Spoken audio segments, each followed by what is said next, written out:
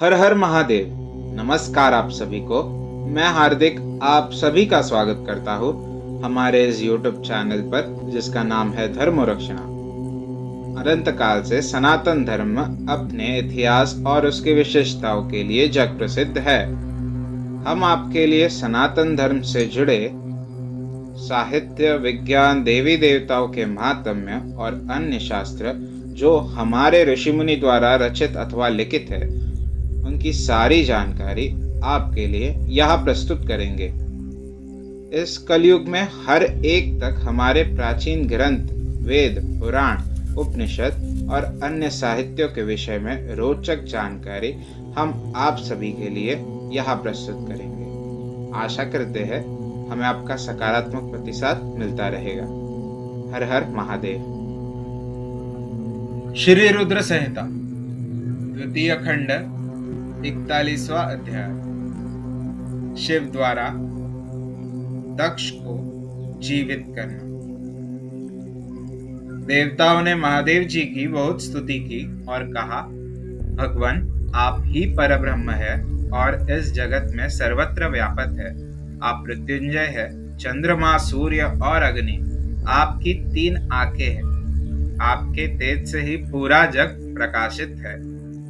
ब्रह्मा, विष्णु, इंद्र और चंद्र आदि देवता आपसे ही उत्पन्न हुए हैं। आप ही इस संसार का पोषण करते हैं। भगवान आप करुणामय है, ही दुष्टों का संहार करते हैं। प्रभु आपकी आज्ञा अनुसार अग्नि जलाती है और सूर्य अपनी तपन से झुलसाता है। मृत्यु आपके भय से कांपती है। हे करुणा निधान, जिस प्रकार आज तक आपने हमारी हर विपत्ति से रक्षा की है, उसी प्रकार हमेशा अपनी कृपा दृष्टि बनाए। भगवान हम अपनी सभी गलतियों के लिए आपसे क्षमा मांगते हैं। आप प्रसन्न होकर यज्ञ को पूर्ण कीजिए तथा यजमान दक्ष का उद्धार कीजिए। वीरभद्र और महाकाली के प्रहारों से घायल हुए सभी देवताओं व ऋषियों को आरोग्य प्रदान करें। उन सभी की पीड़ा को कम कर दे। हे शिव जी, आप प्रजापति दक्ष के अपूर्ण यज्ञ को पूर्ण कर दे और दक्ष को पुनर्जीवित कर दे। भग ऋषि को उनकी आंखें, पूषा को दांत प्रदान करें। साथ ही जिन देवताओं के अंग नष्ट हो गए हैं उन्हें ठीक कर दे। आप सभी को आरोग्य प्रदान करें। हम आपको यज्ञ में पूरा पूरा भाग देंगे। ऐसा कहकर हम सभी देवता त्रिलोकीनाथ महादेव के चरणों में लेट गए। हमारी स्तुति और अनुनय विनय से भक्तवत्सल भगवान शिव प्रसन्न हो गए। शिवजी बोले, हे ब्रह्मा, श्री हरि विष्णु, आपकी बातों को मैं हमेशा मानता हूँ, इसलिए आपकी प्रार्थना को मैं नहीं टाल सकता। परंतु मैं यह बताना चाहता हूँ कि दक्ष के यज्ञ का विध्वंस मैंने नहीं किया है। उसके यज्ञ का विध्वंस इसलिए हुआ क्योंकि वह हमेशा दूसरों का बुरा चाहता है, उनसे द्वेष रखता है। परंतु जो दूसरों का बुरा चाहता है उसका ही बुरा होता है। अतः हमें कोई भी ऐसा कार्य नहीं करना चाहिए जिससे किसी को कष्ट हो।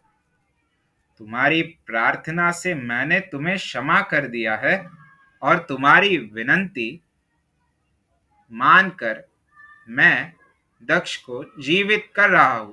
परंतु दक्ष का मस्तक अग्नि में जल गया है, इसलिए उनके सिर के स्थान पर बकरे का सिर जोड़ना पड़ेगा। भक्त सूर्य के नेत्र से यज्ञ भाग को देख पाएंगे तथा पूषा के टूटे हुए दांत सही हो जाएंगे। मेरे गणों द्वारा मारे गए देवताओं के टूटे हुए अंग भी ठीक हो जाएंगे। भृगु की दाढ़ी बकरे जैसी हो जाएगी। सभी अध्वर्यु प्रसन्न होंगे। यह कहकर वेदी के अनुसरण करता परम दयालु भगवान शंकर चुप हो गए। तत्पश्चात मैंने और विष्णु जी सहित सभी देवताओं ने भगवान शिव का धन्यवाद किया। फिर देवऋषियों सहित शिव जी को उस यज्ञ में आने के लिए आमंत्रित कर हम लोग यज्ञ के स्थान पर गए जहाँ दक्ष ने अपना यज्ञ आरंभ किया था। उस कनखल नामक यज्ञ क्षेत्र में शिवजी भी पधारे। तब उन्होंने वीरभद्र द्वारा किए गए उस विध्वंस को देखा। स्वाहा स्वधा पूषा तुष्टि धृति समस्त ऋषि पितर अग्नि व यज्ञ गंधर्व और राक्षस वहां पड़े हुए थे। कितने ही लोग अपने प्राणों से हाथ धो चुके थे। तब भगवान शिव ने अपने परम पराक्रमी सेनापति वीरभद्र का स्मरण किया।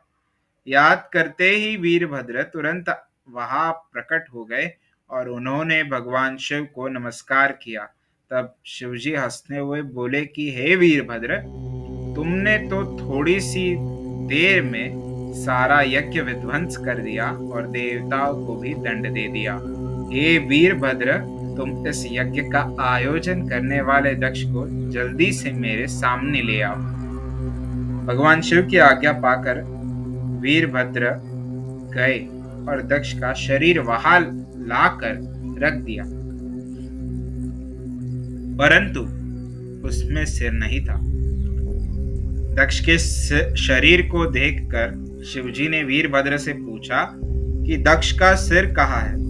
तो वीरभद्र ने बताया कि दक्ष का सिर काटकर उसने यज्ञ की अग्नि में ही डाल दिया था। तब शिवजी के आदेश अनुसार बकरे का सिर दक्ष के धड़ में जोड़ दिया गया। जैसे ही शिवजी की कृपा दृष्टि दक्ष के शरीर पर पड़ी, वह जीवित हो गया। दक्ष के शरीर में प्राण आ गए और वह इस प्रकार उठ बैठा जैसे गहरी नींद से उठा हो। उठते ही उसने अपने सामने महादेव जी को देखा। उसने उठकर उन्हें प्रणाम किया और उनकी स्तुति करने लगा।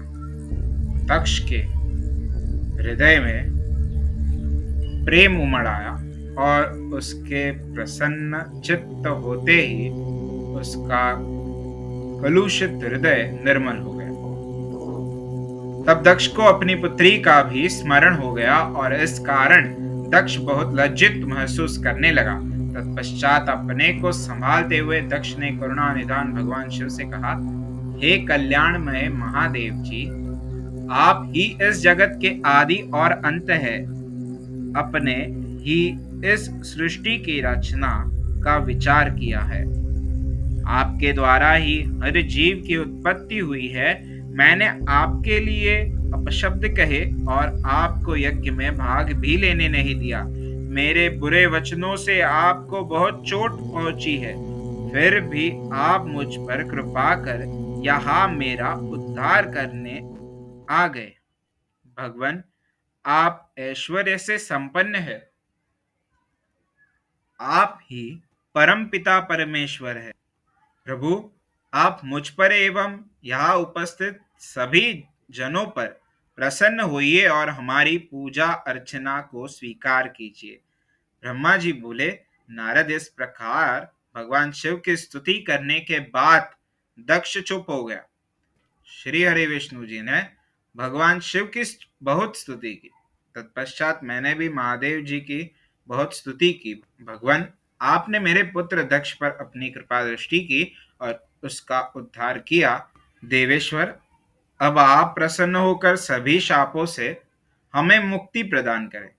महामुनि, इस प्रकार महादेव जी की स्तुति करके मैंने दोनों हाथ जोड़कर और सिर झुकाकर खड़ा हो गया। हम सभी देवगणों की स्तुति सुनकर भगवान शिव प्रसन्न हो गए और उनका मुख खिल उठा। तब वहां उपस्थित इंद्र सहित अनेक सिद्धों, ऋषियों और प्रजापतियों ने भी भक्त वत्सल करुणा निधान भगवान शिव की अनेकों बार स्तुति की। यज्ञशाला में उपस्थित अनेक उपदेवों, नागों तथा ब्राह्मणों ने भगवान शिव को प्रणाम किया और उनका प्रसन्न मन से स्तवन किया। इस प्रकार सभी देवों के मुख से अपना स्तवन सुनकर भगवान शिव को बहुत संतोष प्राप्त हुआ।